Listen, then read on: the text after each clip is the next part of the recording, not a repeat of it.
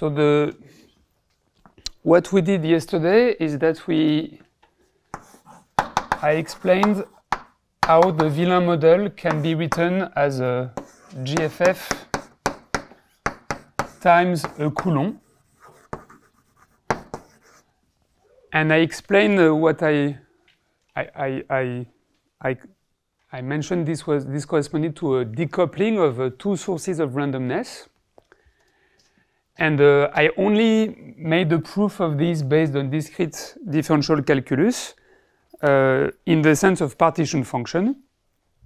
And what I will do today, I will make a link with the integer valued GFF.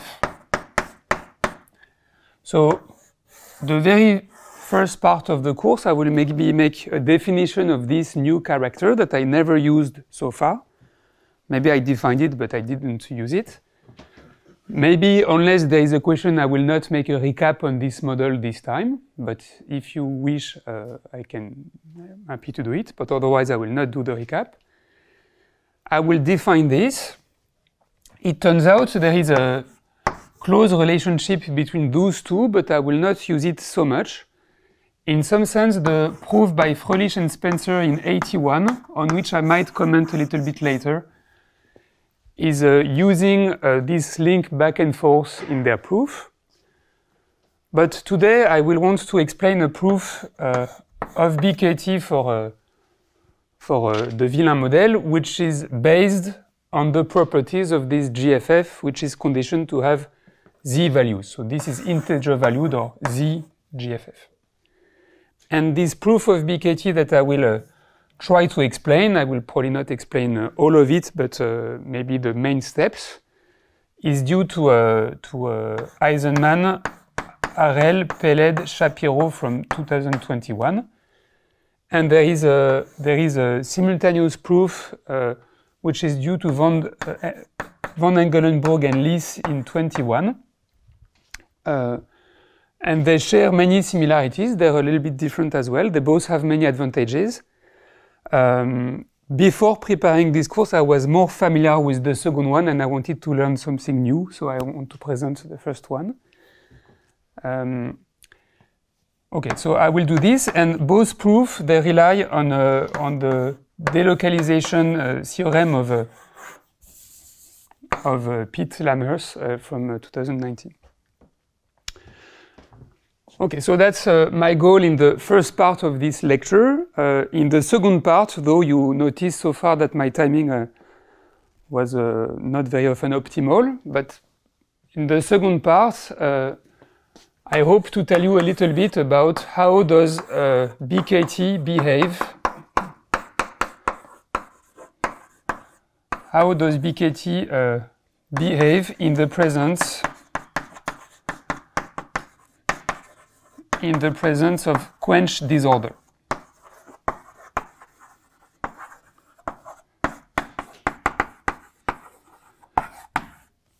So, or in other words, if you look at the XY model or the villain model in a graph which has quenched random coupling constant, so Jij, between sites I and j, can we still prove that there is a BKT phase transition? An instance of a quench disorder would be, imagine there is a piece of Z2 and you keep every edge with probability P. So maybe there are some holes in the graphs. So this is supposed to represent a pretty supercritical P bigger than PC of Z2 per collection. Imagine you have a supercritical cluster in Z2. Is it the case that if you do a villain or XY model on this system, do you see a power law phase at low temperature or not? So I think I will spend a lot of time on this, so I will have little time, but at least since I start with this in the introduction, I will have the feeling I said something. And a motivation to study this, the motivation, so this is something that I studied with Paul Dario last year, and we proved that for any p greater than pc of z2, there is a BKT phase on those graphs, almost surely in the graph. And the motivation came from a paper that I did with Ioannaru and Aveliu Sepulveda. And in a nutshell, the motivation was to look at the S2 valued spin system on Z2, on which Polyakov has this amazing prediction, which is my favorite conjecture of all from 75. And what we looked at with Yuan and Aveliu, it was motivated by a series of work by Patrascu and Zeiler. The idea was to imagine that there is those spins with values in S2 on top of every vertex of Z2. And based on these articles by Patrascu and Zeiler, we did the following. If we condition this spin system just on the partial information given by the altitude, the third coordinate in this direction, the randomness we are left to sample is on which angle those circles lives. And it's very easy to see that condition on the vertical direction, the induced system on those S1 circles is just an XY model. The only difference is that this XY model has random conductances like here. And so the question we ask is, in order Polyakov to have in order his prediction to be correct, it needs to be the case that there exist random conductances, random environment, which most of the time are very cold, because if you believe Polyakov's conjecture, it means most of the time the spin is disordered and is very unlikely to be close to the North Pole or close to the South Pole. So you need to find environments that are very cold everywhere and have very small islands in Z2 where the local temperature is high. And to me, it was impossible to believe that BKT was this sensitive to the disorder, and that being cold everywhere except in few islands in the middle of the sea, those small islands would just break BKT and produce exponential decay. So I really liked the arguments of Patrascu and Zeiler, and I thought maybe this was a path to disprove Polyakov. In the end, we could produce such environments, so it doesn't prove Polyakov, but I think we produced rather surprising environments that are cold everywhere, and yet BKT doesn't hold on those. So this is maybe what I will tell you in the second part, but in most of this fourth lecture, I want to give you a flavor of one of the existing proofs of BKT. Are there questions before I start?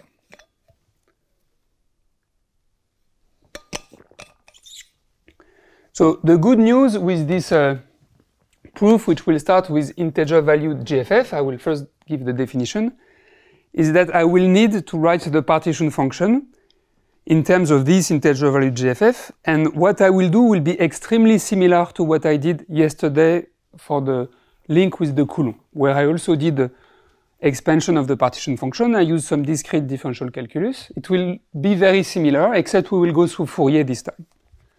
So maybe first, a definition. I will adapt it to d equals 2.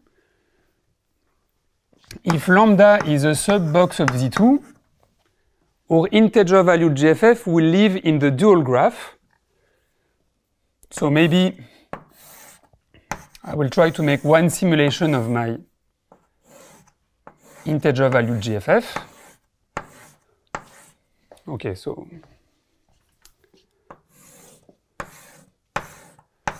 since I am not sure my simulations in those 3D are very visual, I will make it twice. So this is the same finite box in Z2. And the state space of the integer valued GFF is exactly the same state space as the Coulomb gas we had yesterday.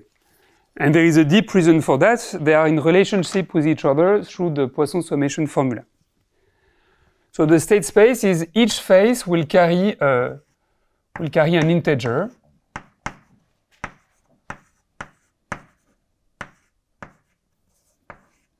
So maybe something like that.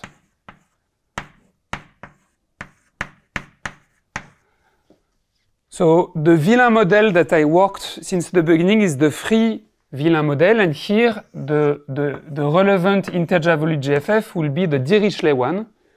So it will need to cooperate with the zero boundary condition in the complement of this box.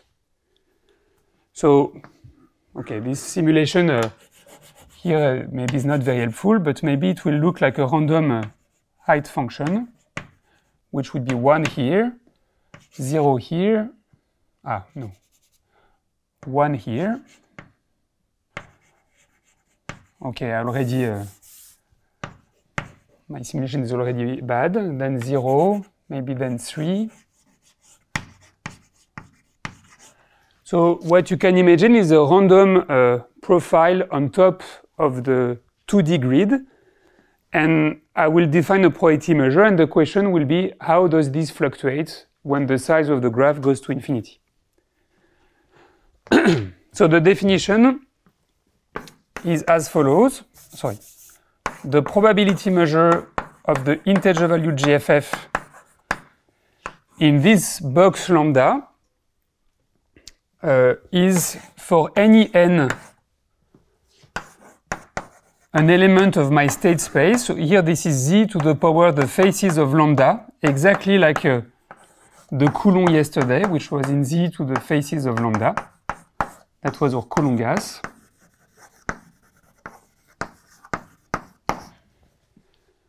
And for each such configuration of integers, the probability to pick n will be proportional to exponential minus 1/2 sum over the nearest neighbor faces, the integers carried by the face f, for example this one, minus the integers carried by the face g, which is next to it, square. So that's my model.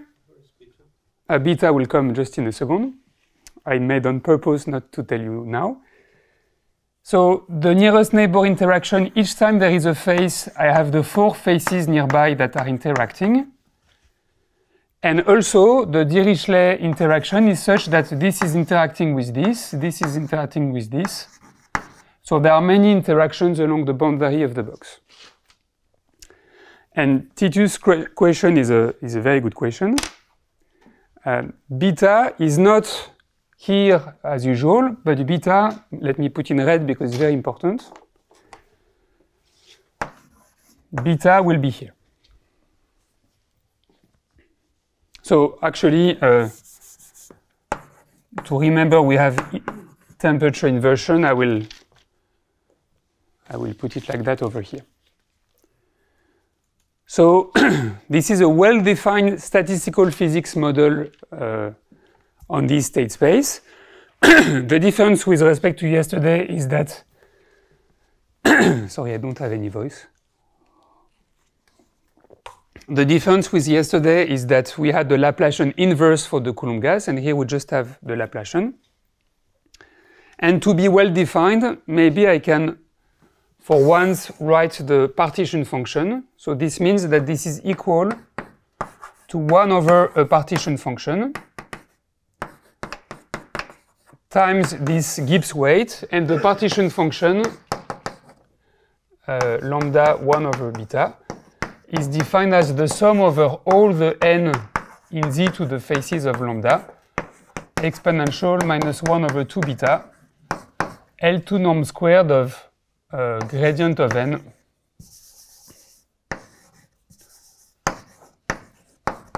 L2 norm squared. So in this fourth class, n, I will most of the time view it as a 2 form, exactly like yesterday. And as Yilin pointed out yesterday, by Poincaré duality, I could also view it as a 0 form if I wish. But today it will be convenient to view it as a two-form because at some point we will play with one-forms. And the only drawback of my notation is that yesterday I had the n subscript q. This was a one-form. Today n is a two-form. I hesitated this morning, but I was pretty sure that if I would change notation, I would have a huge collapse in 1 hour. So this is not the same n as yesterday. N will be a two-form today. So now I will start with the partition function of Villain. And if everything goes smoothly, I hope to end up with this partition function. And on its own, it will just highlight the similarities between the two models. But to prove BKT, we want to have an understanding of the two-point correlation function. So if I manage to link this partition function with the Villain one, the next step will be to make two insertions, one at x, one at y, and to see that it's still close to the partition function we have here, but there will be something interesting added to it. So, Z Villain, lambda beta. I said I would not make any recap, but in fact, I recall the partition function, I need it. So this is an integral over all the angles attached to the vertices of my graph times exponential minus beta over 2 product over the edge, or maybe I can put it here, sum over the edges, theta I, and I have sum over m, theta I minus, no, I'm doing something completely wrong. So let me start from scratch. I am taking the product over edges. I cannot do as in xy here. And each edges carries the following interaction, sum over m of exponential minus beta over 2, theta I minus theta j plus 2 pi m squared. And as I insisted a lot in the previous two classes, you could also view this formula as the it kernel from theta I to theta j along the unit circle S1 in time t equals 1 over beta. So what is the idea? The idea is to take the graph lambda and to apply a Fourier transform of this interaction along each edge where the interaction is on.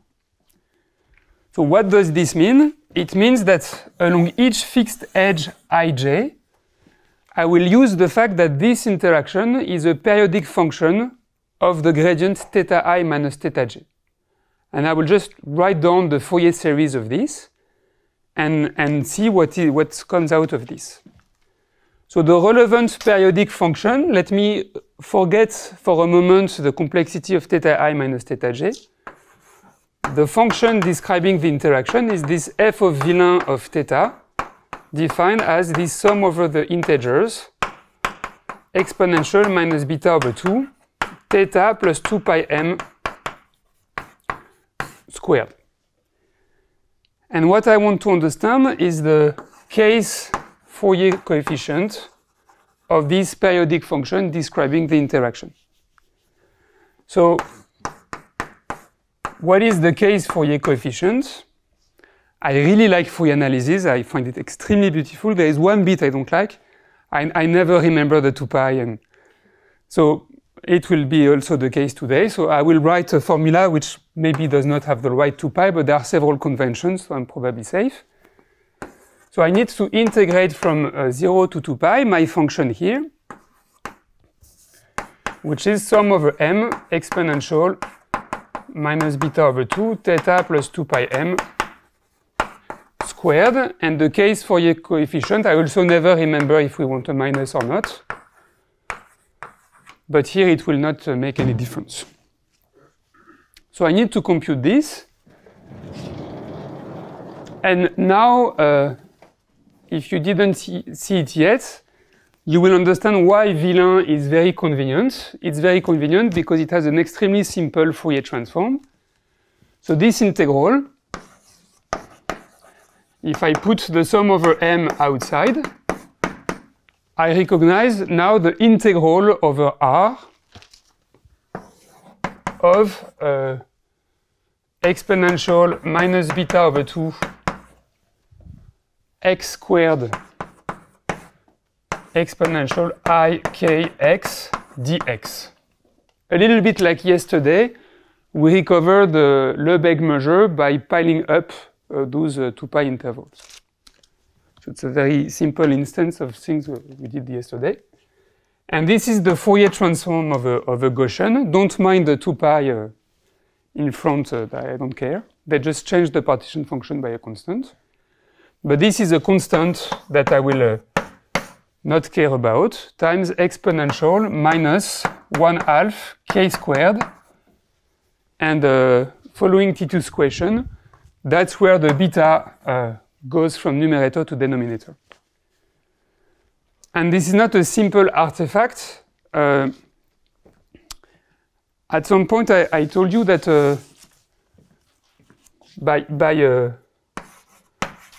by doing this duality, S1 Fourier is Z, we are transforming villain into this integer valued GFF.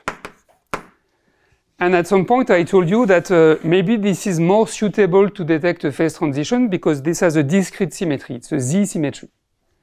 And maybe this is a more classical way to find the phase transition. But if we look at it too quickly, if beta here is large, and if there was no inversion of temperature, a discrete symmetry spin system at very low temperature has symmetry breaking, and it's something which will be very flat with tiny fluctuation, which will be exponentially small. So this simulation that I have drawn here, if 1 over beta is very large, this is mostly flat and is very easy to analyze. So it would be surprising that a mysterious phase transition would be mapped to something which is very easy to analyze. So that's maybe also why it's not beta, but this is 1 over beta, and the nice part, the polynomial decaying phase here, is mapped to the high temperature Z-valued Gaussian free field.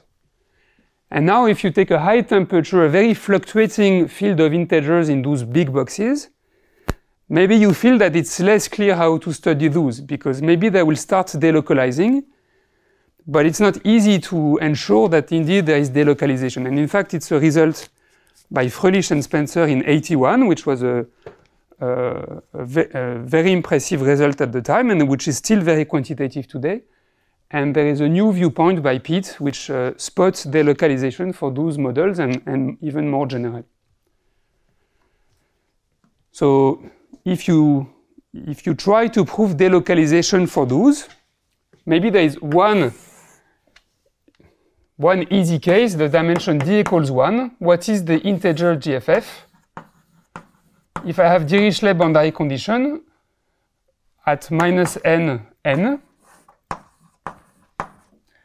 then the integer value GFF is a kind of a random walk bridge, which is allowed to do z steps. And this one, it's easy to see that it does delocalize at any temperature, but it's a very one-dimensional object. There is no Peierls argument for this one. But in 2D, it's more difficult. And it turns out that, let me put temperature of the integer value GFF so that I don't confuse you with beta and 1 over beta. If temperature is low, it localizes. So the variance is the variance in lambda n of the field at 0 is big O of 1 uniformly in n. And then suddenly it delocalizes, and there is a more recent theorem of Pete which says that at the moment it delocalizes, it needs to jump. So variance become logarithmic. The constant in front of the log depends on beta. So the existence of this constant is very non-trivial, and the existence of this when the temperature T is very large has been proved by Bauer, Schmidt, Park, and Rodriguez in a very nice work using renormalization group. So existence of this constant follows from Bauer, Schmidt, Park, Rodriguez. And the jump is due to Pitt. And the fact the constant is non-trivial, this is due to Avelio Sepulveda and myself, that C of t is not t, with something a bit more quantitative than that. So this process in dimension 2, this integer valued GFF, undergoes a nice phase transition, and in fact, despite the seemingly discontinuous behavior, this is BKT, and this should have C infinity free energy. But on this, I have nothing to say besides predictions. Yes? This explicit constant, it also relates to which scaling limit you get from Villain and the BKT phase? Or? Yes, so in a work with Avelio, the same work where I am delaying things, we can show that the amount of fluctuation of the integer valued GFF plus the amount of fluctuation of the Coulomb gas give the amount of fluctuation of the R valued GFF. So they are both very related to each other. Is that also related to the recent work of March and Lee, where they also have some kind of summation formula? I think it's also related, though I don't think there is this dichotomy here, but it's a bit in the same flavor, indeed.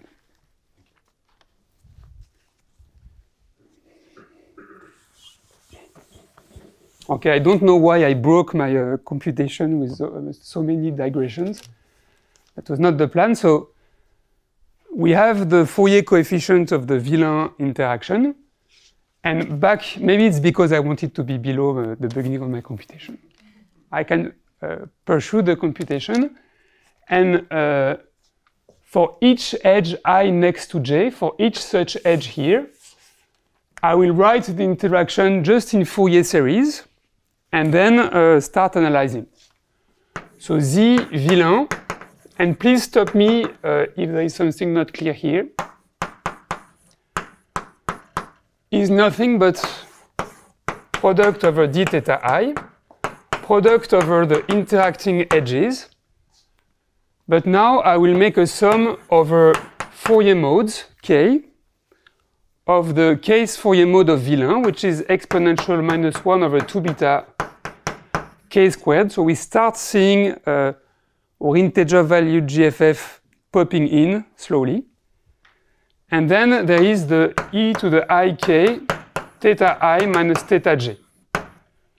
This is the 2 pi periodic function of theta I minus theta j, where I use the Fourier coefficient. So now I will proceed exactly like we did yesterday. What did we do yesterday? We did this step that we always do in statistical physics. We like to interchange product and sums. So I will make the sum outside, even outside of the integral. And now the sum will be a sum over fields of Fourier modes indexed by the edges of my graph. So those are integers indexed by the edges of my graph. Formally, those are either I picked an orientation or not, so it's the same fishy business as yesterday, but this will play no role, except giving me some freedom not to be too explicit. But I sum over those, and I see this as a one form. And then what do I have? I have product integral over d theta I, product over edges of the Fourier modes that I kept track of. So I have exponential minus 1 over 2 beta kij squared. And then I have e to the I kij theta I minus theta j. So this depends both on k and on theta. So this I have to be a little bit careful. This only feels what this field of integers is doing, and this will later correspond to the Gibbs weight I defined on the integer valued GFF. So let me put this outside of the integral over the angles. And I will slightly rewrite this product. Instead of decomposing into the product over the edges, I will decompose from the point of view of vertices now. So I will do two things at once. The first one, I still have a sum over the one forms Kij. I now have the product over edges of these Gibbs weights, this Dirichlet energy along those edges. I still have the integral over the angles, but now I want to rewrite this integral in terms of product over sides and not product over edges. And what do I have for each side I? Maybe I have I here. I have at most 4 neighboring points. For each such edge, I have to count one of those e to the I Kij theta I minus theta j. And for each I will only keep this angle there, and those will go to the other edges. So I claim that if I do this, I will have product over I of exponential I times the sum over j next to I, chi ij, this times theta I. And if you were to look at this other point here, you may fear there is a minus here, but from this point we will look at kji, and this is a one form, so kji is minus kij. There is a smile. Yes, there is a smile. Could you not use the beautiful formalism of yesterday and say that this is k scalar d theta equals d star k scalar theta? Yes. I understand the smile. Very good. Yeah, indeed. But yesterday I had a 5 minutes confusion with the sign, so it's a double check. Thank you. So this is much better now. Why? Because we have a product over I, and those only fills the contribution of the angle at that point I. This measure against which we integrate is the uniform measure on all the 2 pi uniform measures on all the sides of my graph. So this is independent angles on each of the points, so I can factorize this integral. Let me do it in small because there is nothing difficult here. So it's product of integral of d theta I exponential I, this sum of integers times theta I. And now let's imagine this integer is 2. If I integrate d theta e to the I 2 theta, this is going to be 0. So the only way for this integral to be non-zero is that this sum of integers is exactly 0. Anything else will kill this integral. So and if it is 0, if this is 0, this integral is 2 pi and nothing else. So in other words, this is a sum over the one forms Kij, which are such that, and maybe now I will use your suggestion, which are such that the d star of k is equal to 0, or if you prefer, the divergence of k at each point is equal to 0. Any other one form which would have a non-vanishing divergence at a point would kill the term contributing to this partition function. So I only keep the term that don't kill this integral, and for each of those I have a 2 pi to the power lambda because of this product of integrals. But I already told you, and we've done this in the lecture 1, that I don't care about constant terms in partition functions. They only shift the physics by a constant energy, so they are not relevant. But what I do care about is how does the remaining term fills the one form, and this is this term that we have here. Product I next to j, e to the minus 1 over 2 beta, kij squared. So now we are almost done. This is almost the partition function that I want. The only thing I don't quite like is that I am summing over one forms and not over two forms. But now we can use, I think maybe this was Poincaré lemma that I stated yesterday, except it's the upside down. It's in the Poincaré duality, but it's the same. I can rewrite this. I think I made a little example somewhere. Yes. So claim, and this is just Poincaré lemma in the other direction. If k is a one form on lambda such that d star k is equal to 0, there exists n, and in fact it's a unique one. This is because of the boundary condition that I fixed. There is a unique n, which is such that d star n is equal to k.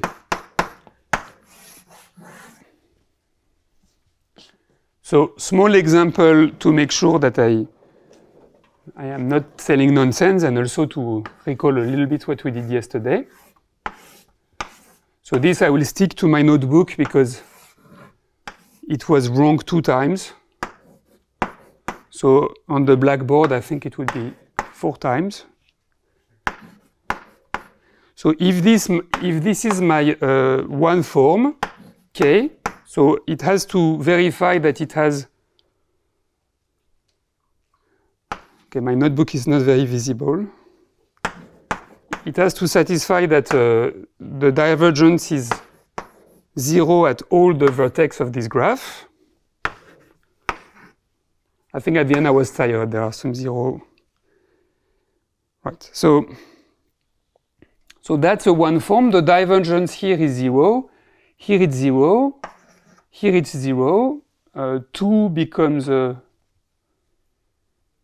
yes, 3 in, 3 out. Very good. So the game here is to claim that I can find a two-form n, which will be my integer-valued GFF, which is such that it's d star, which in fact is just a gradient along the edges, which is such that its d star is equal to this one form k. So in white, this is my one form k, satisfying d star k equals 0. So yesterday, one forms were in yellow, so I'm a bit sorry, but this was yesterday. 2 forms were red. Today, 2 forms are yellow, apparently. So I keep yellow. So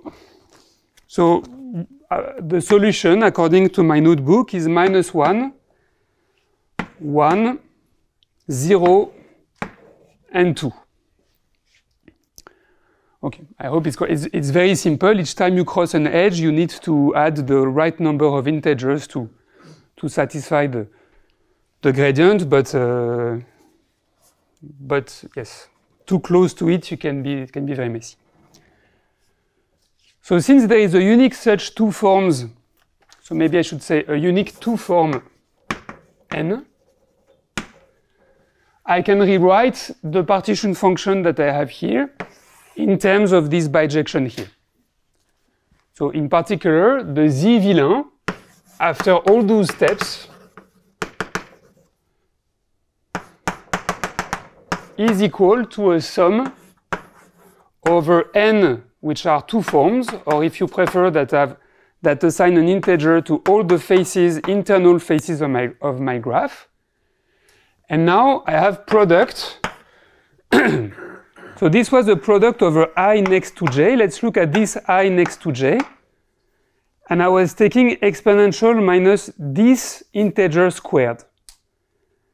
This integer square is the same thing as this gradient across this edge square. So I just rewrite Kij by n of f minus n of g squared.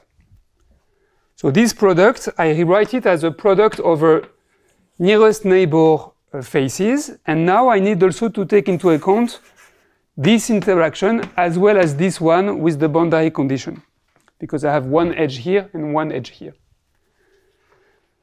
So, okay, so this is near the boundary, I might have two such edges because of this.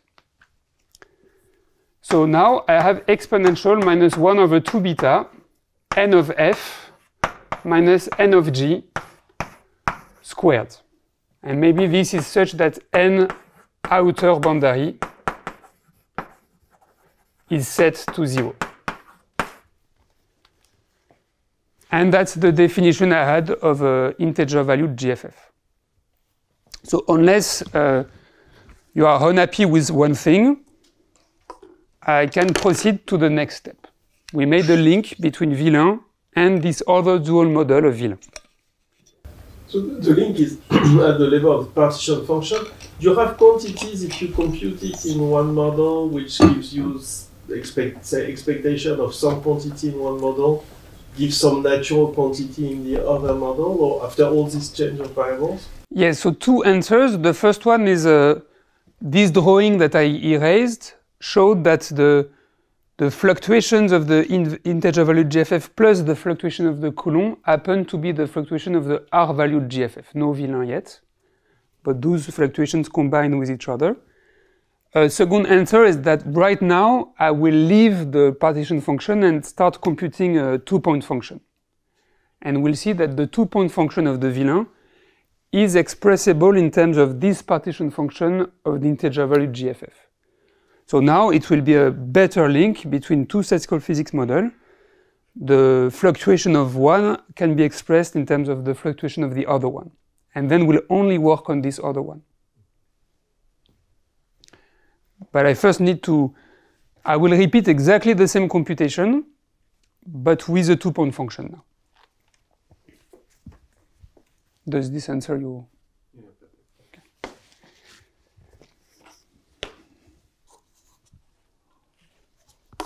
So I keep telling you about two-point functions. I need to define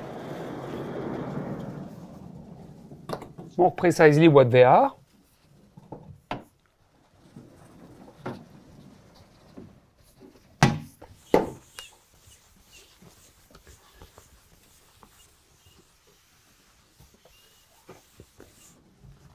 So next step. Next step. A key identity for the two-point function.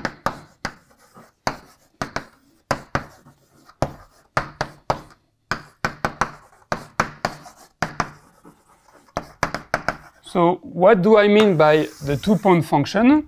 I take the same finite graph lambda as I worked with since the beginning. So one small piece of a Z2 lattice.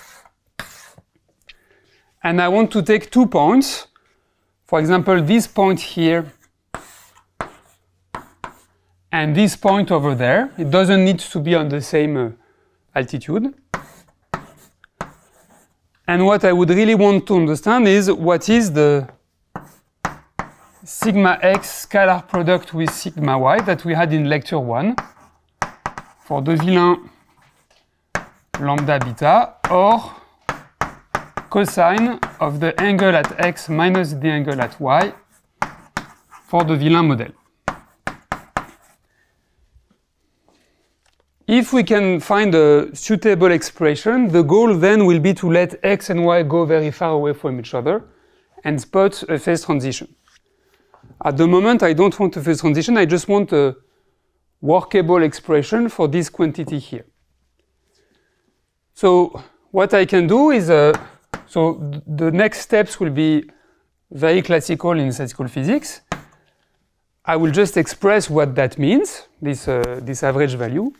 So this is 1 over the partition function of the villain model times the integral over d theta of what I want to average, what I am interested in, which is how do the angles theta x and theta y talk to each other.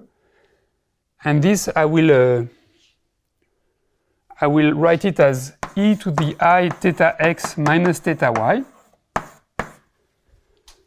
So this I already used it once. The expectation of this cosine is the same as the expectation of this e to the I gradient by symmetry, because e to the minus I gradient will have exactly the same expression.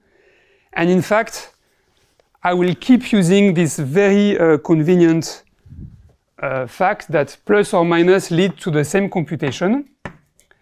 So while preparing this course, I was extremely happy of this plus minus 1 because in many steps later in the proof, one is more convenient than the other one. So I can just keep plus minus 1 all the way along. There will be one step in particular where one is more visual than the other one. So I want to integrate either plus or minus times this, and then I have the Gibbs weight, which is product over I and j, sum over m, exponential minus beta over 2 theta I minus theta j plus 2 pi m squared. So now, and z villain is the same thing without this new insertion. So the next thing I want to claim is that I can reproduce exactly the same computation as before. I will do it once here, and I will end up with a nice expression.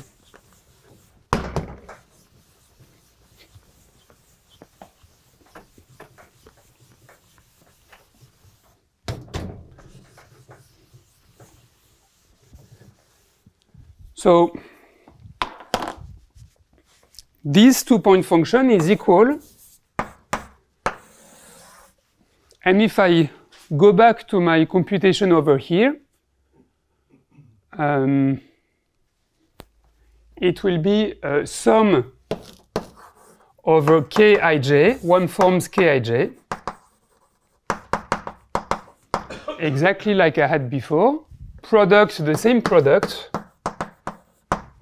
e to the minus 1 over 2 beta kij squared.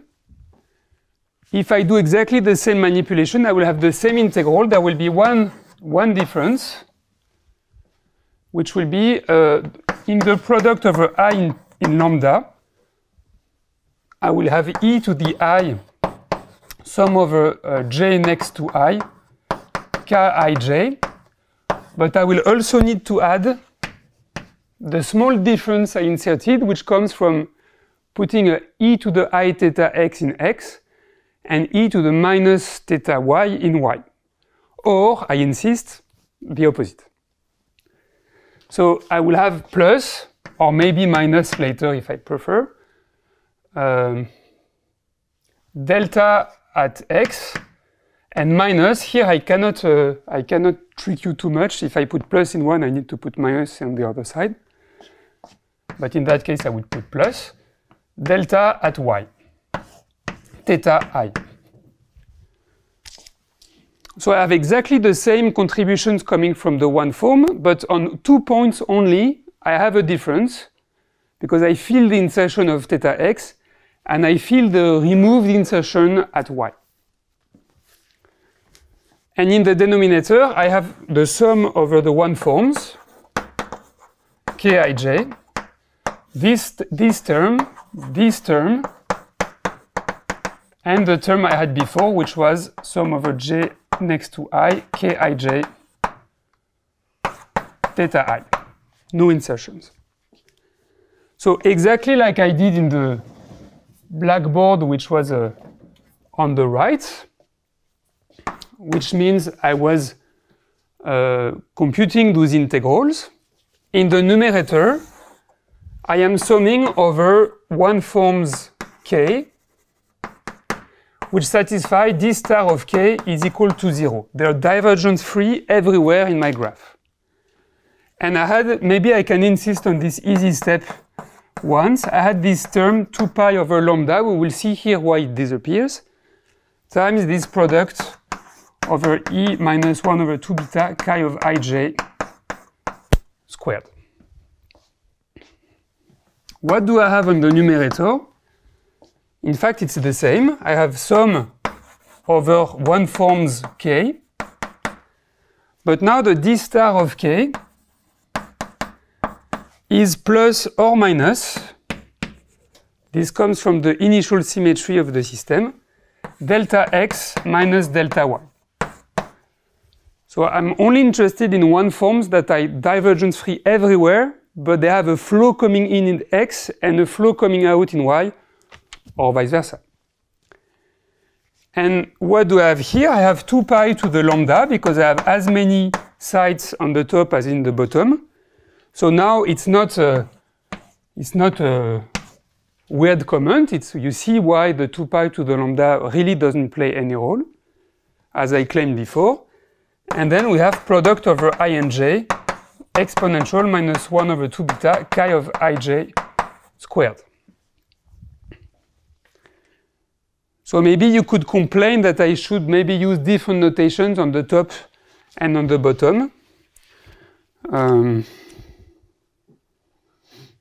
Yes, you could complain, but I'll follow my notes.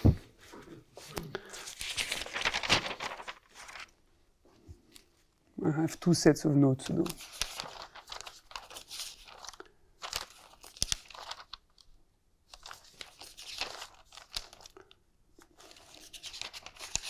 Okay, so let's keep it like that.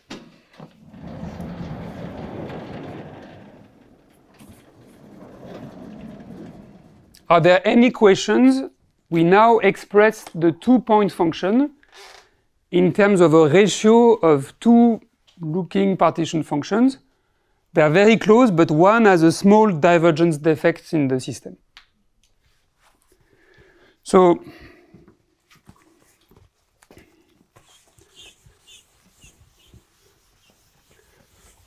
now I will rewrite slightly the numerator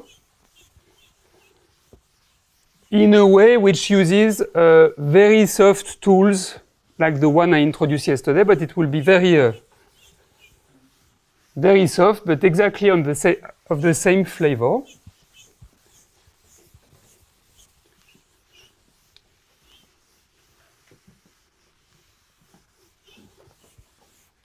What do I want to do now?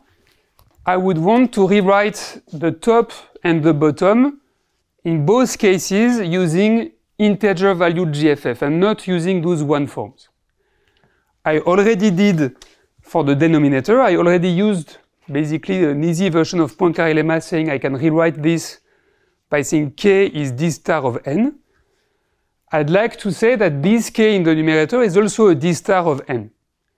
It's not quite true because of those nasty beasts here, but it's almost true. So I will tell you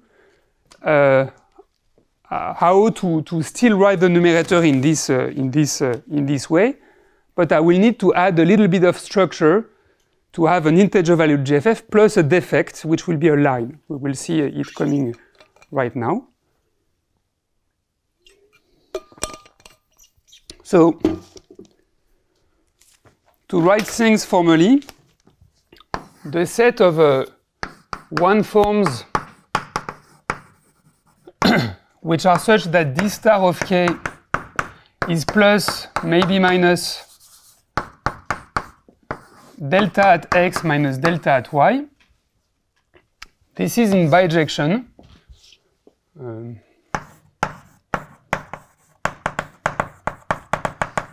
With the set of 1 forms k bar, such that d star of k bar is now 0. And to write the bijection, I will say that k is equal to k bar plus a 1 form, which will solve this d star of k equals delta x plus delta x minus delta y. So this, I will write it as a indicator function of gamma from x to y. So let me make a drawing. imagine I have my two insertions. It's something very close to what we did yesterday. At some point yesterday, as a recap, I told you that if we have two Coulomb charges, one here and maybe one there, I needed a one form which was such that D of this one form realized those Coulomb charges. And I used a one form which was a sequence of edges oriented like that, which was such that the exterior derivative of this family of edges was equal to a +1 vortex here and a -1 vortex here. Today I have the dual situation of this, but it's basically the same. I have an x here, maybe I have a y over here, and I want to produce a one form which is such that I will have a +1 divergence here, a -1 divergence here, and for the moment I have nothing else. How can I do? I will fix one path like this. So there are many such paths, but when I will fix one, I will have a bijection. So let me fix a path gamma from x to y. So in principle, we choose those very simple, but you may have a strange mind and pick this path from x to y. And if you choose this path, now you orient the path.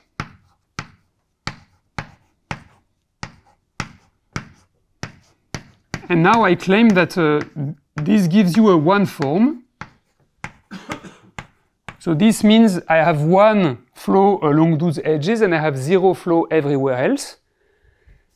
I call this one form the indicator function of the directed path gamma xy.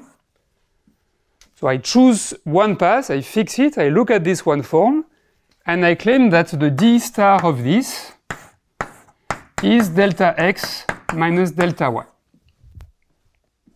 Do you agree?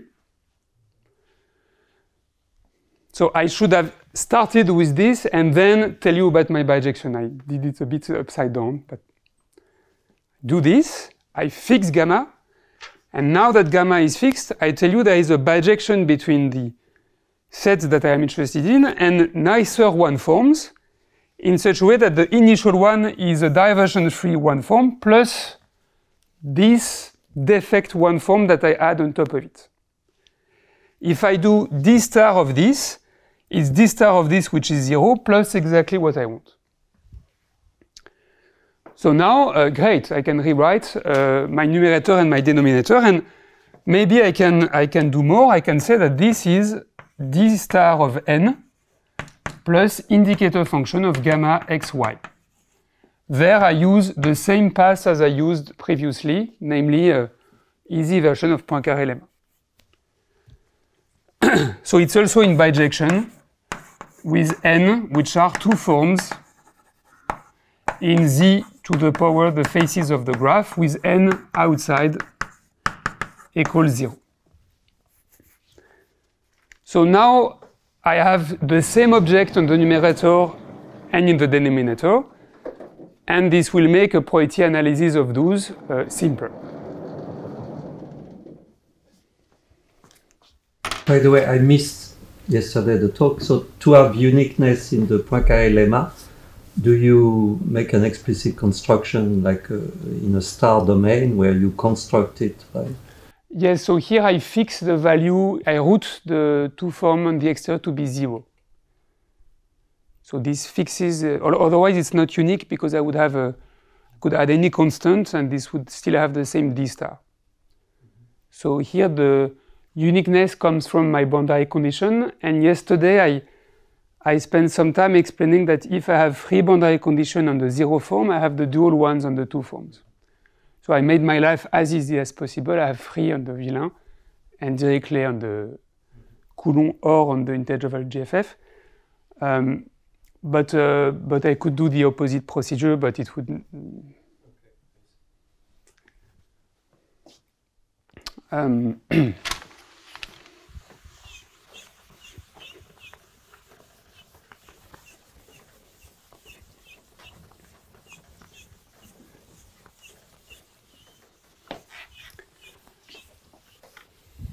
So I will write what we end up with.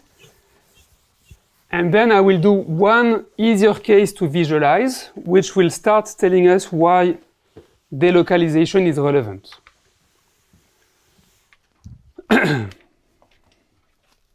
So if I keep this computation and I use the bijection I just used, I have the same sum on the numerator and the denominator, and this is usually, we're very happy with this.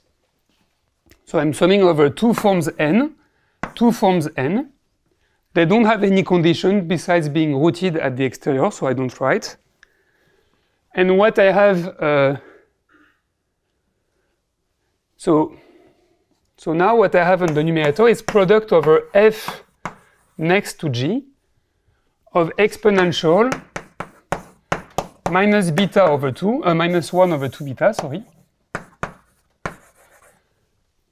And I need to understand what is the chi ij in terms of n. And here I claim that this is, as before, nf minus ng.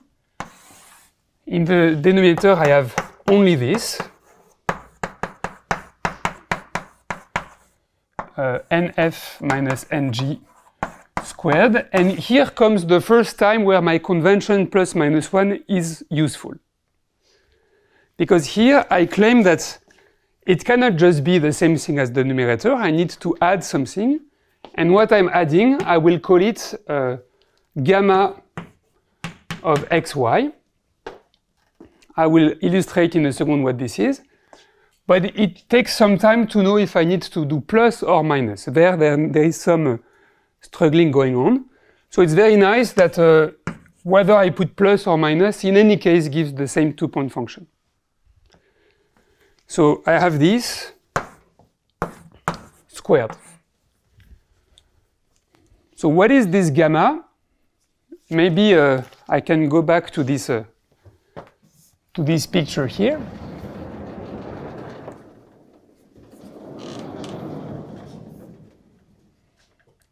So in the numerator, if I want to sum over the chi ij squared, let me take this contribution here. In the numerator, this chi ij squared is equal to this k bar ij squared, but there is a plus 1 because I also have this one form that I added on top of k bar, which is this one.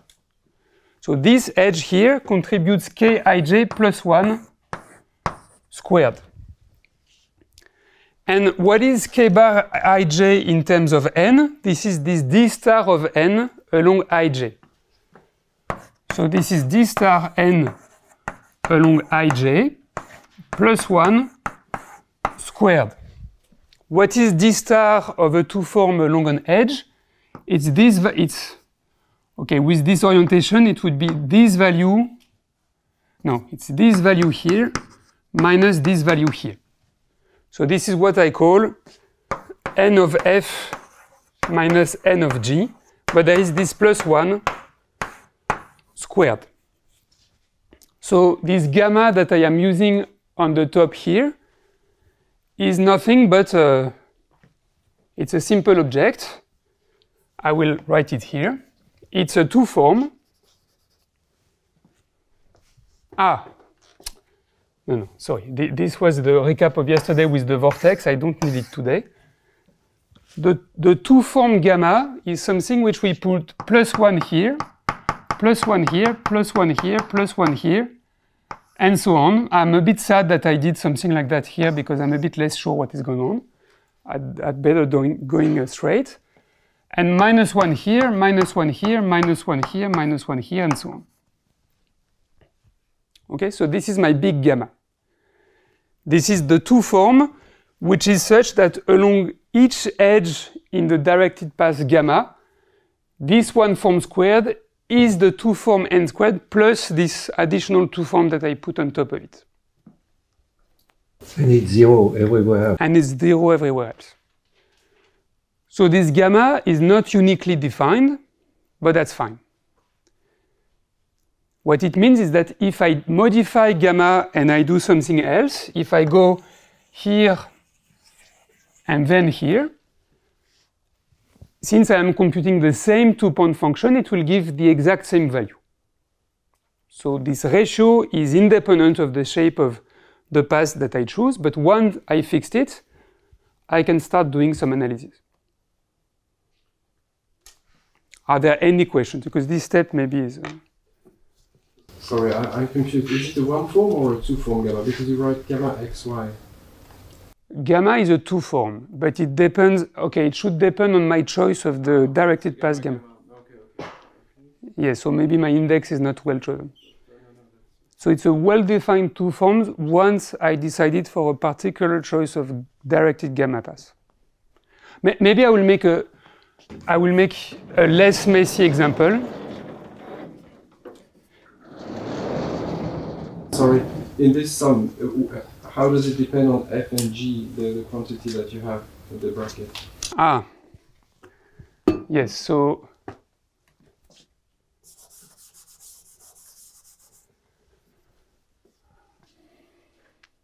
yes, so this is a gamma of the edge fg. So I'm summing the two form on f minus the two form on g, and no, actually this is not what I said. Okay, I take it back. So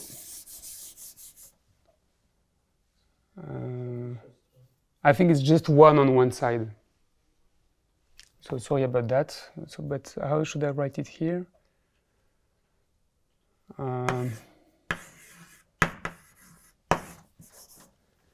Isn't it just the indicatrix we had previously? Yes, I think you're right. So maybe this, I should just say that this is still the indicator function along the directed path between x and y of what?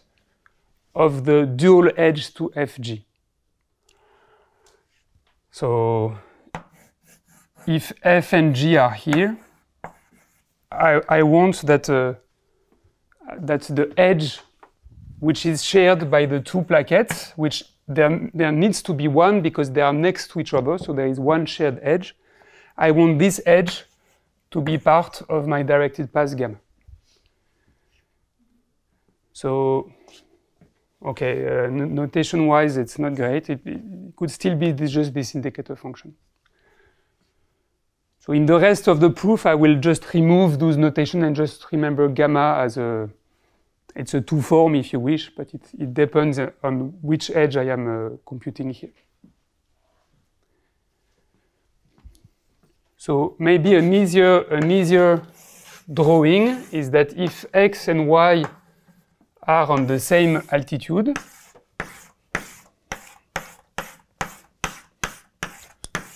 a good choice of directed path would just to go straight. And in this sum, I am computing gradient squared everywhere. But if I need to compute a gradient squared across this path, I need to add one. So it's a bit of a weird Dirichlet energy. It computes all the Dirichlet energy everywhere. But if I had something very flat, if I want to look for a ground state of this, if I have something very flat, it will still be unhappy around those edges here and around those and around those. So one could ask, what's the best ground state according to the numerator? Maybe this is something which would be 1 here, 0 here, and we would try to move as slowly as possible from here to here, but it's z-valued, so it will pay a cost. And all the BKT is basically hidden here. How bad is this cost? And we start feeling that if the temperature of the z-valued process is very low, so if the beta of the villain is if temperature of this z-valued GFF is low, it means the effective beta of this ZGFF is large, so it means this effective beta is 1 over the beta of the villain. If this one is very large, this means the beta of the villain is very small. So it means the temperature of the villain, okay, I think this is the worst possible sequence of temperatures and inverse temperature. So if we are looking at a very high temperature villain model, it means we are looking at a very effectively low temperature z-valued interface. At the moment we put this long insertion between x and y, it's clear the system is going to be extremely unhappy, because it will pay a huge Dirichlet cost along each nearest neighbor. So it will want to be super flat. It will want to be super flat here. But on the other hand, we are forcing a kind of a falaise, a cliff, thank you. So we are forcing a cliff. So the cliff could be here, or if you prefer going to the sea, the cliff could be more here, whatever, but we're forcing a pretty big cliff. And if the effective temperature of our model is very low, this will cost, whatever you do, we feel an exponential cost. So the exponential decay of correlation of villain, a very complicated way of seeing it is through this duality. We don't need this duality for exponential decay. This is way easier by other means, but this is one way to see it. Now the question is, if we make this effective temperature higher, if we put more flexibility into the system, does the system handle the cliff more easily? And the answer, which implies BKT, is yes. As the temperature grows, at some point, the surface typically starts fluctuating way more, like logarithmically. And at the moment it starts fluctuating way more, this is still costly, but only polynomially. And in fact, if you were to play with the RGFF, you would see that the RGFF would accommodate well with this constraint, because you can do a harmonic extension, but it would still pay a logarithmic price. So the whole deal is to spot that as the temperature grows, at some point, the z-valued integer-valued GFF start fluctuating roughly like a r-valued GFF, and is not so unhappy with the presence of this cliff in the middle. Okay, so in statistical physics language, such ratio of partition function, they're called order-disorder operator or order-disorder observables. We are asking the spin system to do something a little bit weird. We are creating a monodromy in some sense in the system. So those were, for example, used by Clément, Glère, and Smirnov to understand the energy field of Ising, for example. So for Ising, you could have a very low temperature Ising, which wants to be plus everywhere, very constant, but maybe across the line, it wants to have opposite signs. And then it's unhappy somewhere, and you have to deal with how frustrated, how unhappy the system is, and you have a nice observable. So it's the same, but for the z-valued GFF. So maybe I will illustrate what this ratio is when x and y are on the boundary of the domain, because if x and y are on the boundary of the domain, it's a little bit easier to see the cliff. So it's a remark.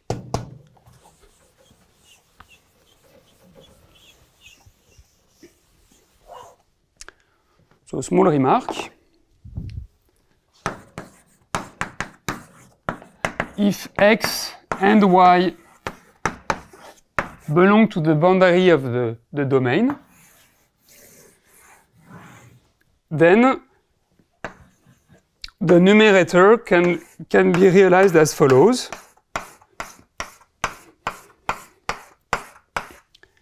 If x is here, y is on the other side.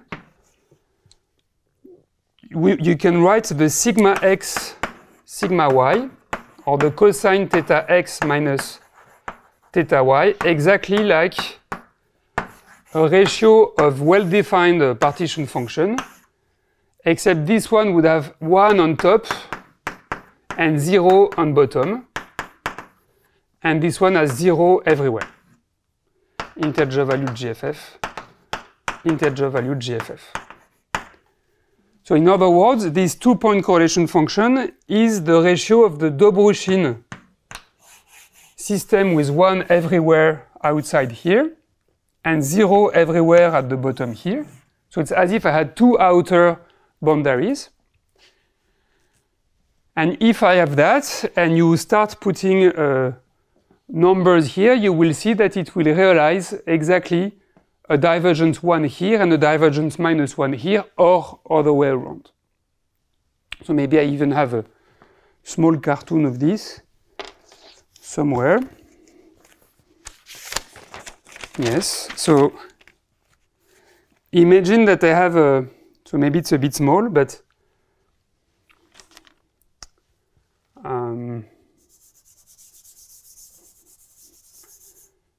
so imagine that I have 1, 2, 1, 0, 1, 1,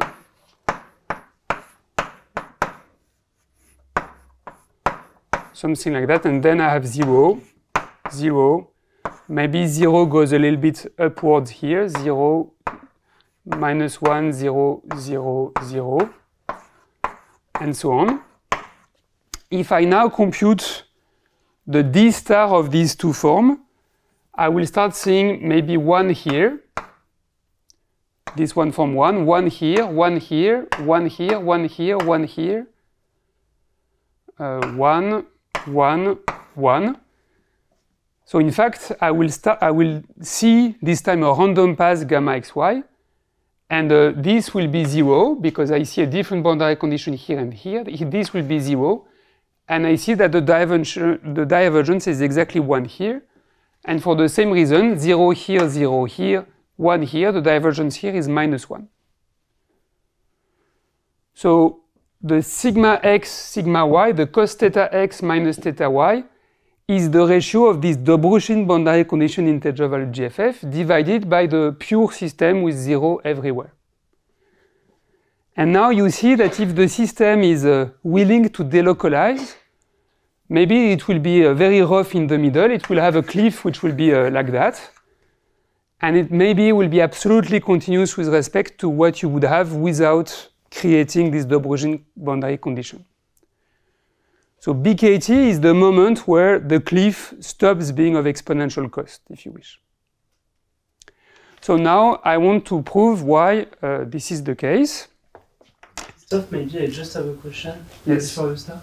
But even in the regime in which the interface is exponentially costly, it will fluctuate or not?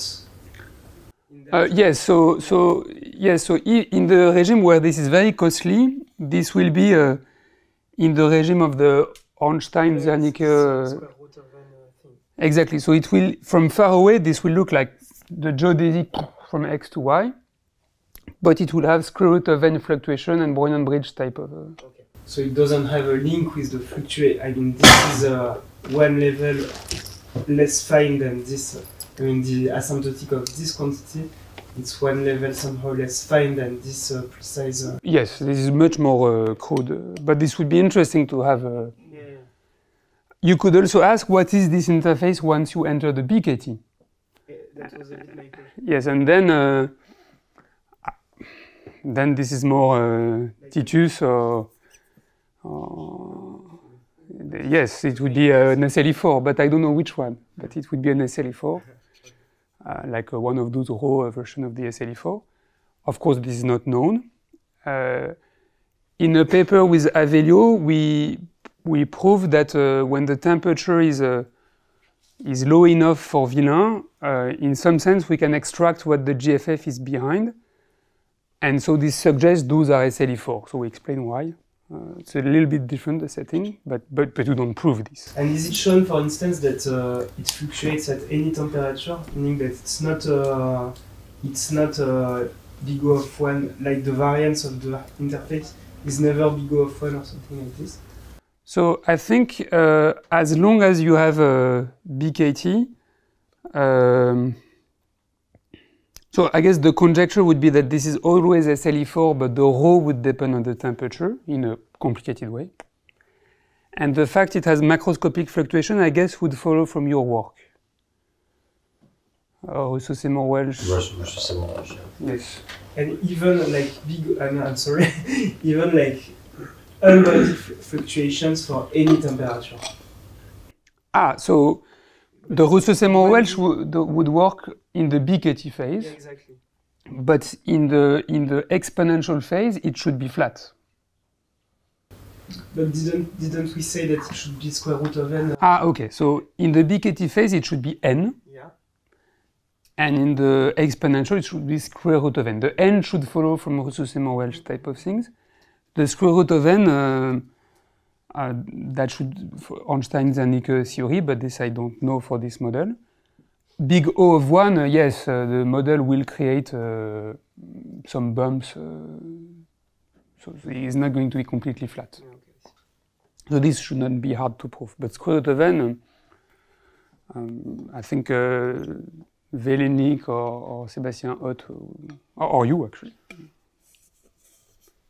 So the conjecture is that it's SLE4 type when beta is at least the beta BKT. Yes.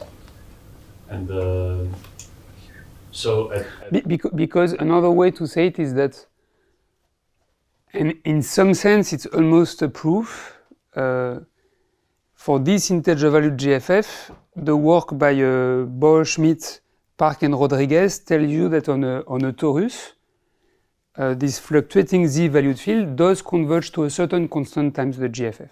Okay. There must be at very low temperature of V1. It doesn't go all the way to BKT, but it's a big, it's a very strong support of the fact that if you start doing those boundary conditions, this thing should be SLE4. Because it would be a level line of those. What else?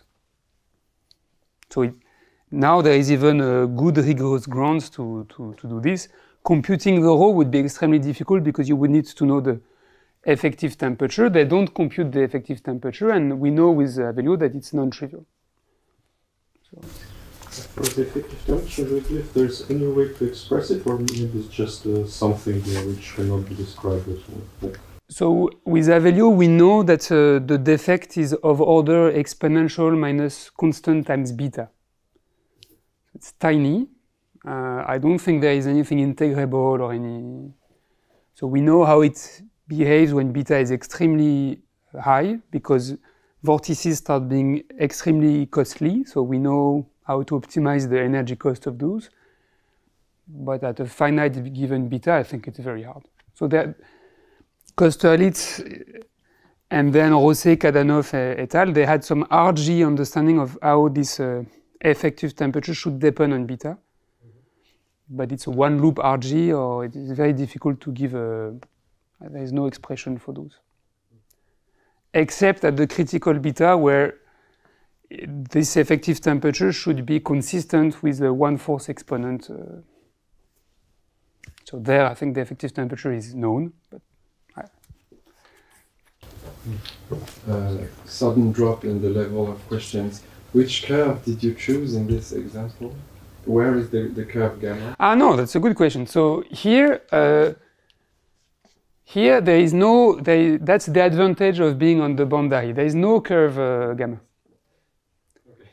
So it's a ratio of two partition function of two well-defined probabilistic models. But I don't fix in advance any gamma. I don't need because there is no order-disorder operator here. It's well. I don't have a frustration or on the plaquette or I could use to my advantage the fact I just change my discrete differential calculus, if you wish, so that I produce divergence -1 here and +1 here. So you choose the boundary of the one zone as the... Yes, I can use this interface to try to analyze what this ratio is and whether it's exponential or not, whether it delocalizes or it could be another viewpoint. That's not the way the proof works. But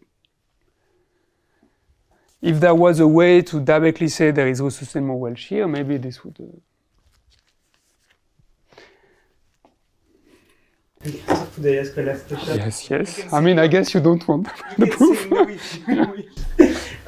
In the BKT phase, what should be this, Ah no, but it's a stupid question actually. So no, I cancel it. Sorry.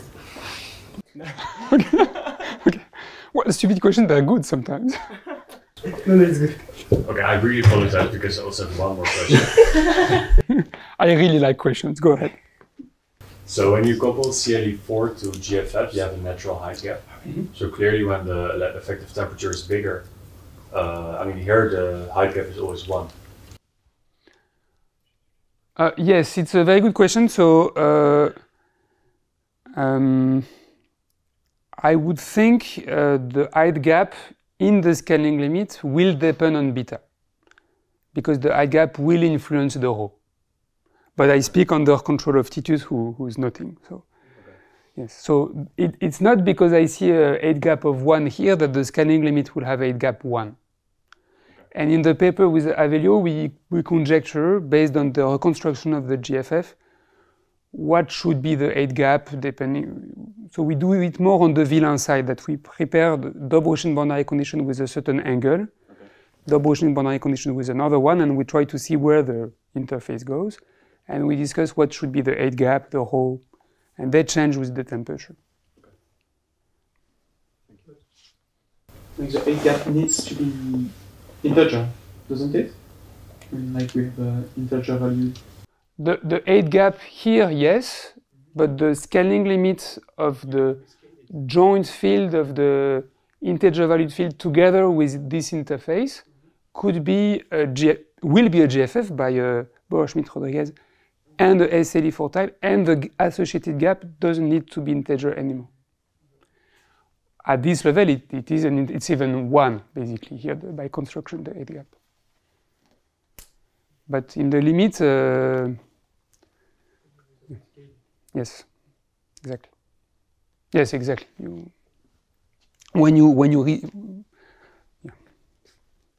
So all those are very, very good. Yes? No, go ahead.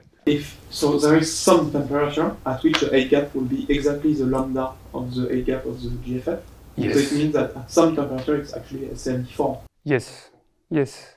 Yes, that's a very good question. So at some point, the height gap cannot be anything. So there are constraints on the height gap. And to be honest, I forgot a little bit what our conjectures was with Avelio, but maybe at the BKT point, this is exactly this value. But this moment, it's recorded, but I'm not fully sure.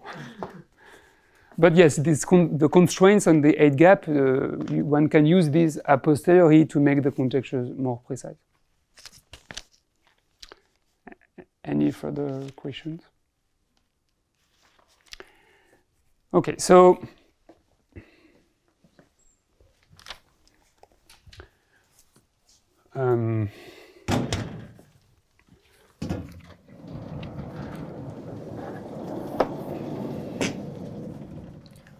so what I will do now, I will only do a flavor of what to do to prove BKT. And I will start with the same diagram that I had before, with the different existing proofs of BKT. I will start rushing a little bit because in my 8 hours of course I only have 30 minutes left. So, so proofs of BKT.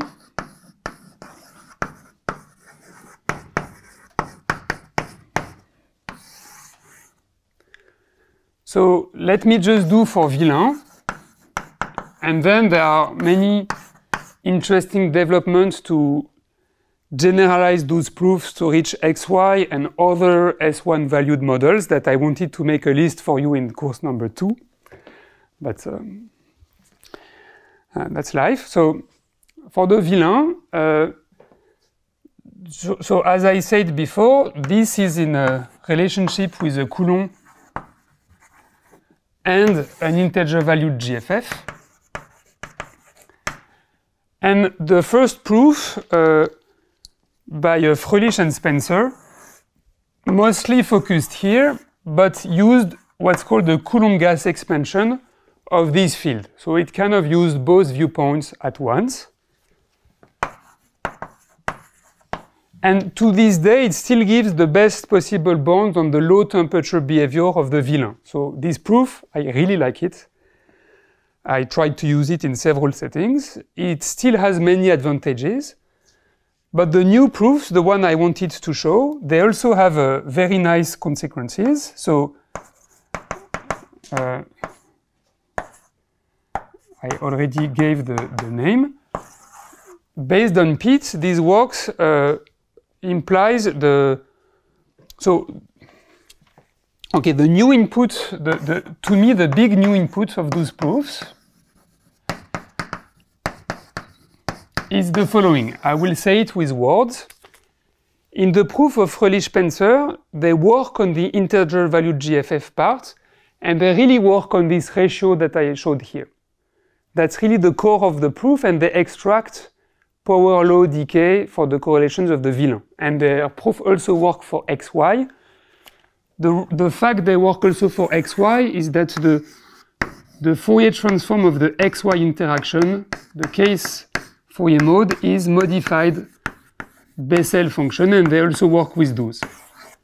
And in fact, von Engel and Broglie, they handle XY, and this work later also could manage XY. But if you want to go through Fröhlich-Spencer, you need to understand not an integer valued GFF, but another integer valued model whose interaction across nearest neighbor faces are Bessel modified functions.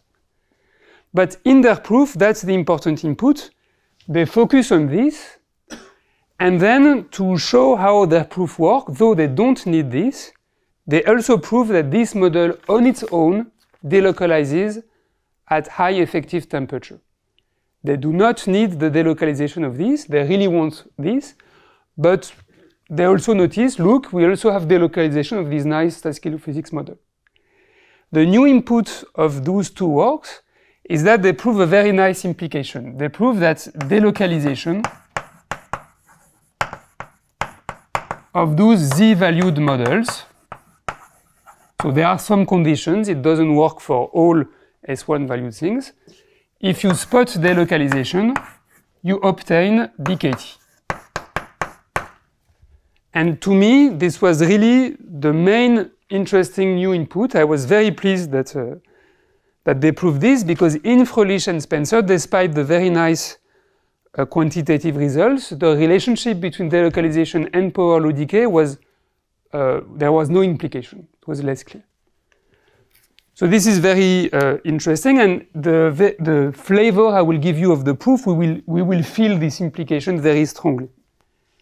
And more recently, Pitt, in fact Pitt should have given the course, Pitt proved the other implication, which is that if you have power law decay, you must have delocalization. So there is really equivalence. And none of these directions were corollaries of this work here. So let me focus on the first part, which is the basis. It's really the running intuition of those two works that are here. So the proof breaks into two parts. The first part, let me call it proposition 1.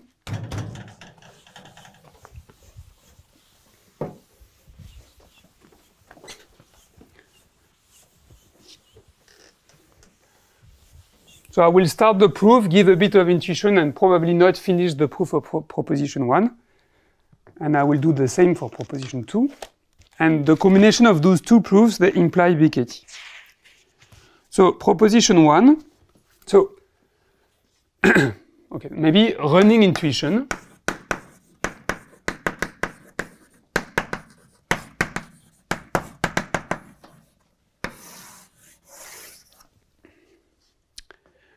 So the first brick, the first input is a Pitt result, which tells you that the variance in a box of size n of the Gaussian free field centered at 0, it blows up as lambda n goes to ZD, to Z2, to plus infinity if beta, if temperature is large enough. So for us, it's the 1 over beta model, it's the dual one, but if 1 over beta is small enough, if beta is large enough, the variance will blow up. And I think it also uses work of Pete and Sébastien Hott about absolute value FKG. So combining the two, you know that if you take a huge lambda n box,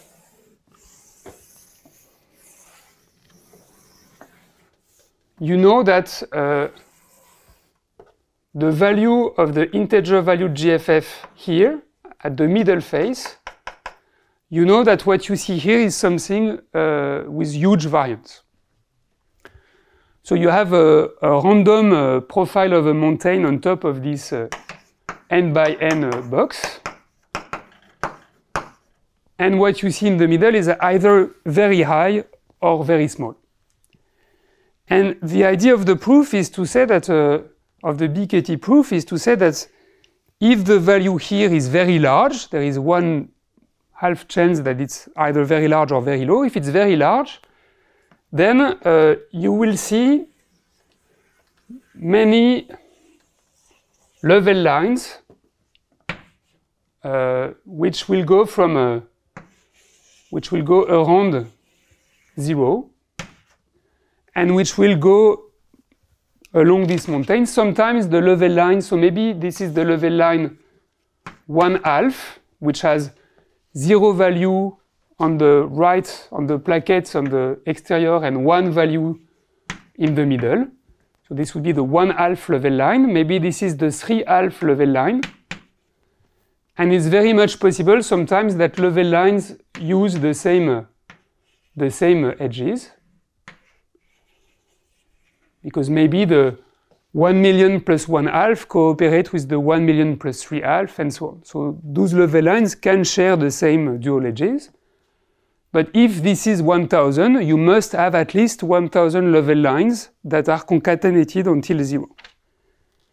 You may have more because maybe your mountains is very hill type of mountains. Maybe the people who do running, they will know that the cumulative elevation is not the same as the absolute one. I don't know if I have the right names, but at least you must have a million of such level lines. And then the first part of the proof asks, can I relate, if this is y and this is x, can I relate the existence of such a level line with the two-point function sigma x, sigma y? And if I can, that will be the second step, maybe I can lower bound the fact I have a very high value here with the sum of the two-point function across this line. So I'm going a bit too fast here, I will try to do the two steps, but the running intuition is that thanks to Pete's huge fluctuation, in particular many level lines around any chosen point 0 or any other point, any such level line happens to be related to a strong correlation between x and y. And putting all these together, we get BKT. So let me do lemma 1 with a hint of proof, and then let me do lemma 2. I mean proposition 1 and proposition 2 because they are both very nice. And here I am following Eisenman, Harel, Peled, and Shapiro. So proposition 1.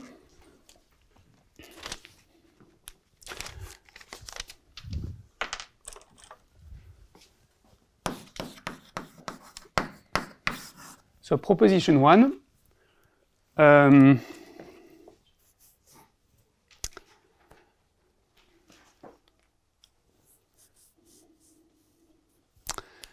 yeah.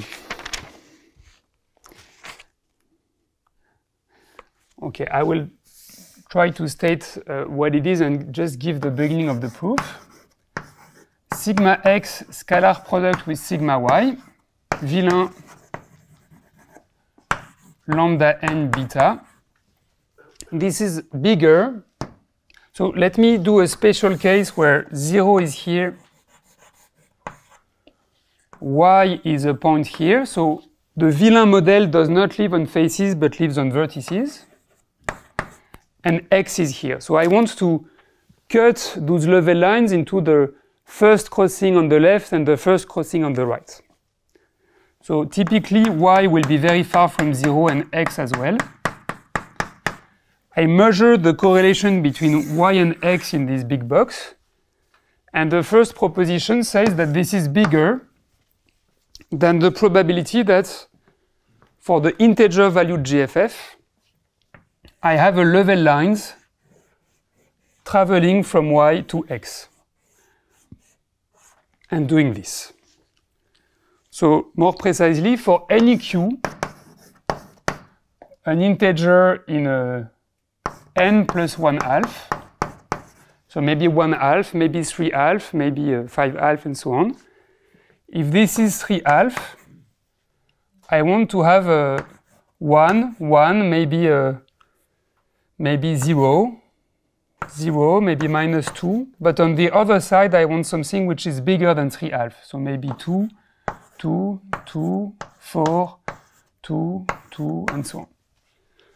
So if we want the interface to be well defined, it's a little bit nicer to work on the triangular lattice. But those always come with subtleties in this world. If you change the lattice and you're not too careful, the result by Pete may collapse. So each time you change the lattice, you need to make sure that you can still use correlation inequalities or some tricks, and it's sometimes not so easy to still make sure there is delocalization. So to make your life simpler with the triangular lattice, you need to pay a cost on the delocalization part. In any case, you can have a well-defined interface. And the result is that for any q, this two-point function is bigger than the probability under the integer valued GFF on the faces of lambda at this inverse temperature 1 over beta, that there exists a q level line going from x to y in the upper half plane.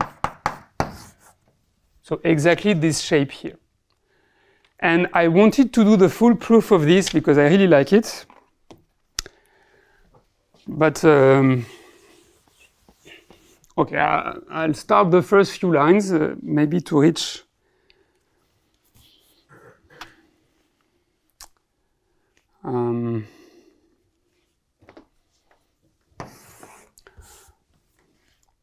Okay, so maybe I start, because then I want to say a few words on proposition 2.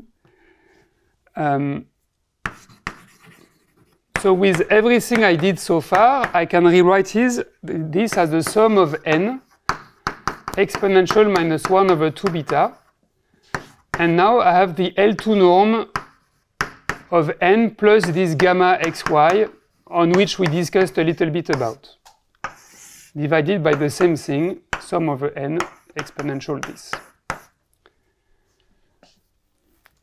So this, I claim that this is bigger, so this step is easy. This is bigger than sum over integer valued fields which are compatible with a q level line. Let me just write it like that.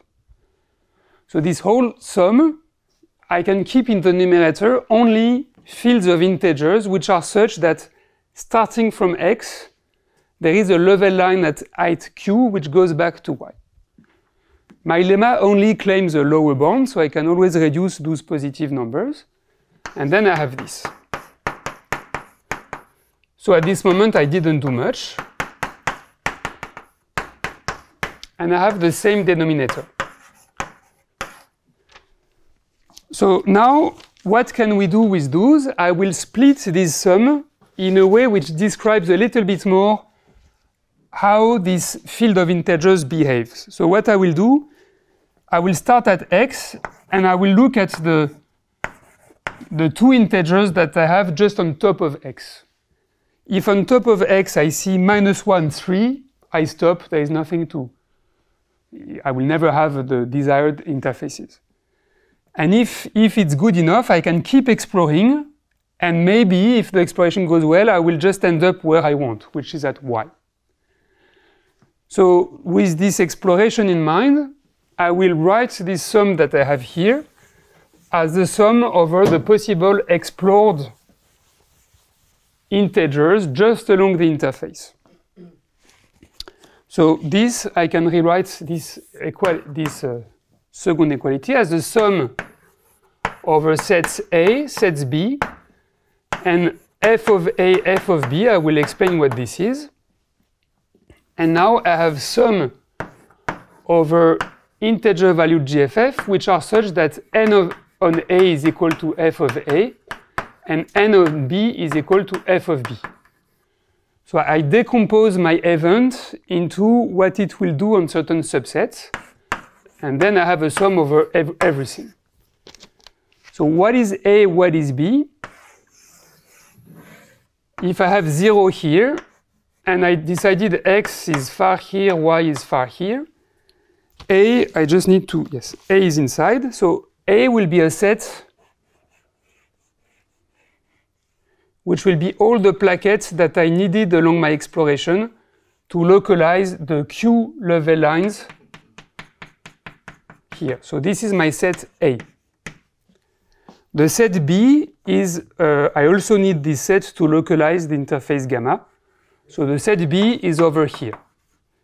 So if I want my event to be satisfied, it needs to be the case that I have these two next to each other subsets of my domain, A and B. And what this means is the values of my integers on this set A. And they need to be bigger than Q. On B, my integers need to be less than Q. And the last part that I have in B is I need also to remember the boundary condition, which is 0 everywhere. So I decomposed my event into what it does along an exploration path. Now, the problem is that I have not quite the same weight in the numerator and the denominator. Here I have this plus this order operator observable. And in the bottom, I have exponential minus 1 over 2 beta delta n squared. Here comes the beautiful idea, I think, of their proof.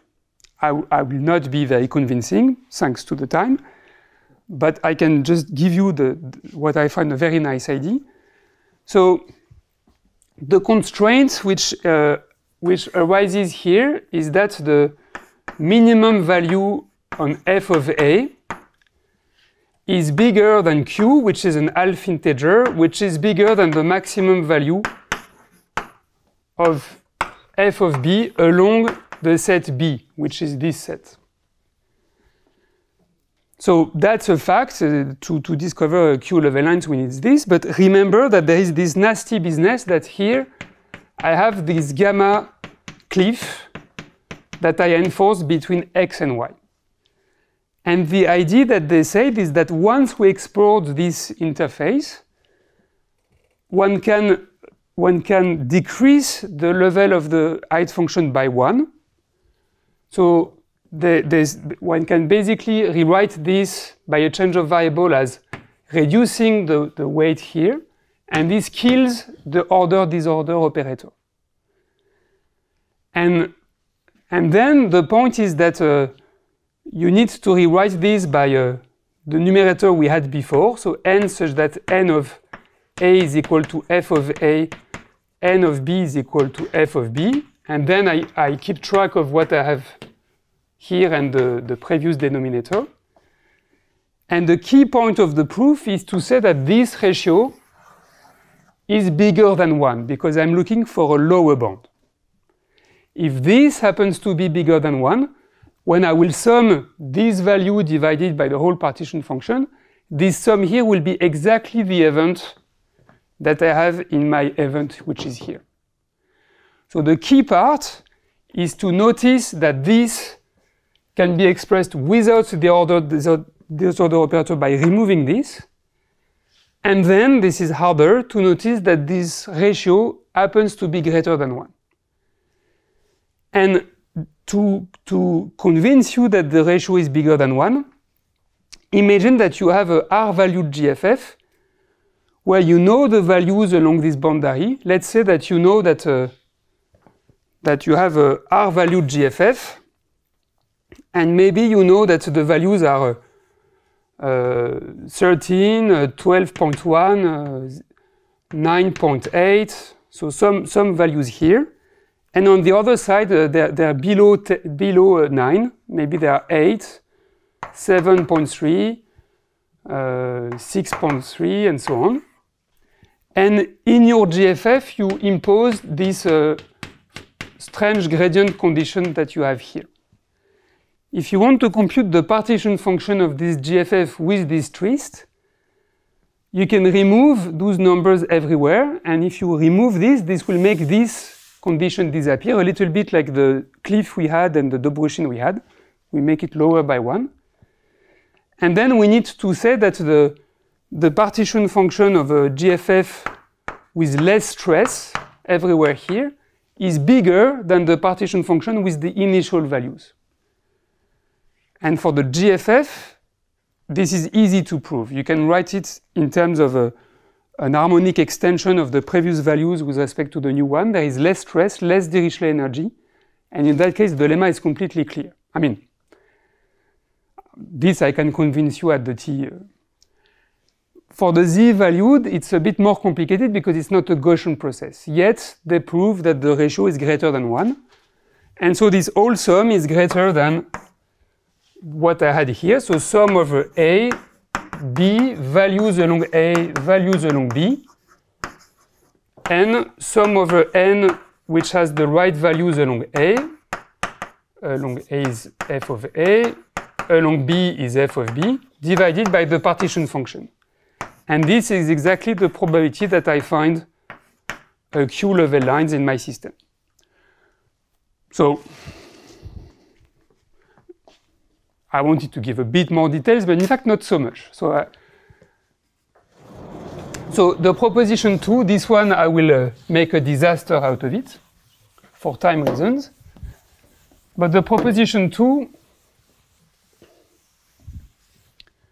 or the conclusion of the proof, is that the expectation value of the field at 0 in absolute value, this goes to infinity, so it's not completely obvious because we know the variance goes to, no, this goes to infinity, very good. No, it's not completely obvious, but since it's a log concave, it follows from it. So this diverges. This is twice the expectation of n0 indicator function that n0 is greater than 1. And this is greater, so now this is smaller, sorry, than accumulating all the level lines that I can find between around 0, as I explained in the top picture. So I will accumulate all the level lines that start at y negative, x positive, x greater than 1. And the issue here is that I have many possible level lines, which are Q. Probability that there exist gamma Q level lines in N. And now, so there is a step which needs to get rid of this. So I will do it very badly, but let me just say that, and this step actually took me quite some time to understand from the paper. I even had to rewrite it a little bit, but I will not do it for you. So this step is saying that there are many possible Q, but after all, they have to be between the values that we measure at the moment we go here. So this is n plus of x. This is n minus of x. So maybe I can look at the conditional expectation given just this n plus what I observe just above x. I observe this value and this value. And once I make this observation, I don't have so many Q on which I need to integrate. And there I have indicator function that there is a Q level lines here. And here there is, I will cheat. They use the argmax of Q, but this is a very subtle step. And it turns out everything is fine, but you need to modify proposition 1 to make this step. But the idea is as follows. It will work, but it will be very tight. So how do they handle this? They say that this is less than the same sum expectation from n plus, so rather n minus to n plus, this is more logical, n minus less than q less than n plus, indicator function, and this one is a subtle. This is supposed to be the argmax, the best possible level lines given the two neighboring values we see. So this would take me half an hour to convince you.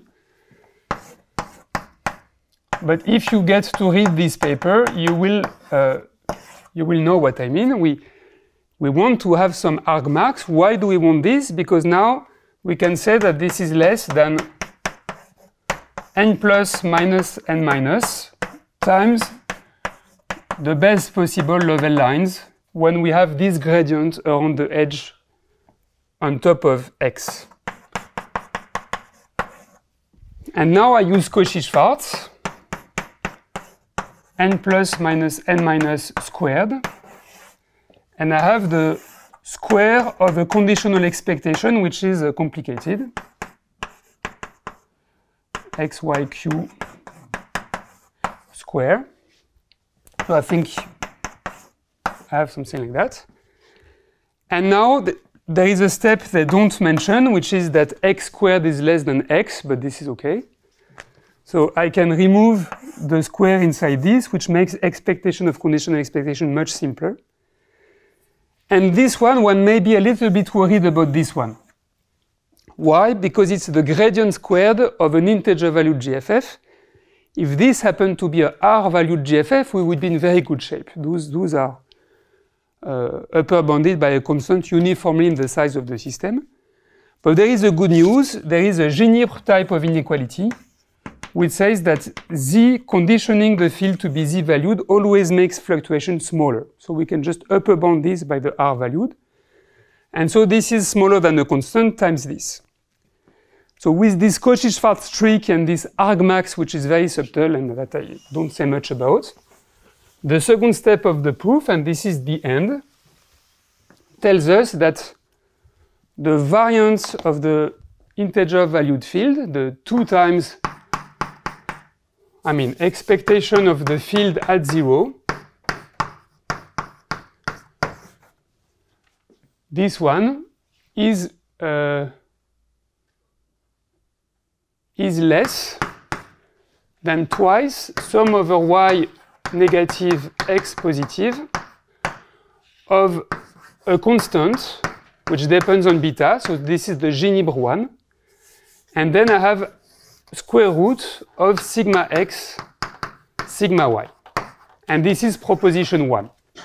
Spotting the argmax q is less than the way x correlates with y. And so what it implies is that the series on I greater than 1, j greater than 1 of sigma I, sigma j, square root of this, on the whole Z2, this must be infinite. And this excludes exponential decay, so already something needs to happen. This is no longer in the exponential phase. And if you just add a very important brick, which is now classical, which is Lieb-Simon inequality, this implies power law. And that's the end of the proof. So, thank you very much.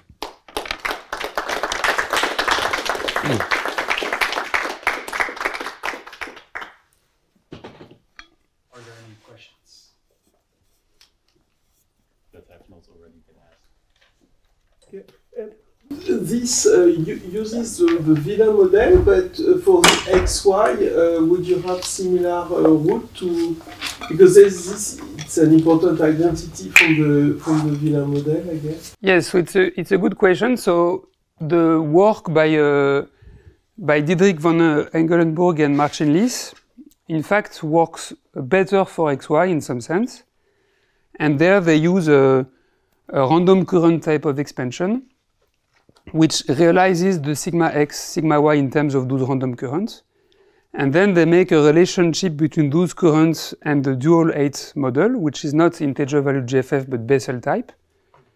And then their proof is basically same spirit, that they count how many level lines you have, and they spot a divergence of a very similar type of series. So there it works well. And the second answer is that that's also what Eisenman, Arel, Peled, and Shapiro did in a later version. They used the fact that XY is an annealed Villain model. And using this, this type of structure still gives BKT for XY. But there are some subtleties that need to be done. The fact that Pete works only on a 3-degree graphs, so they have some convolution to be fixed. And there is another part of the proof which needs to be fixed, which is the convexity which is required in your work. For the modified Bessel function, you need to spot a convexity, which is done, but you need to check this. So the conclusion is that this is robust enough to extend to other models, but each time with a bit of work. And in a work with Dietrich von Engelenburg and Paul Dario, we can extend to a few further such models by keeping playing with this and putting a bit of disorder to help even without disorder.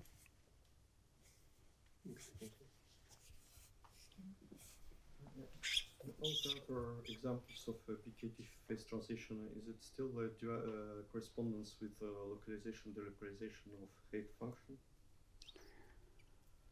Yes, so all the ones that I know, they have, so for example, with Dietrich, we have a type of BKT phase transition on a planar hyperbolic graph. And there it's the same binding on binding vortices as in the Euclidean case. But in the end, the proof uses also a type of localization, delocalization of z-valued interfaces on the dual of the hyperbolic plane. So yes, there is always for 2D BKT. So then, to some extent, confinement, deconfinement for abelian lattice gauge theory is a bit a kind of BKT transition. But there it's not localization, delocalization, it's a bit different. But if you stick to 2D with power law versus exponential, as far as I know, there is always a localization, delocalization behind. And for those models, there is now even equivalent by a combination of those two theorems and Pete. How does Simon-Leib work in that case? The Simon-Leib inequality? For lattice gauge? No, for the hyperbolic plane. Or is it not used at all? So I think the problem here is that the Simon-Leib is still true, but as we go to balls of size k, the boundary of the ball is exponential in k. So I'm not sure one can do much out of this because of this very big growth. Okay. But I'm not sure we even tried, so it's a good question.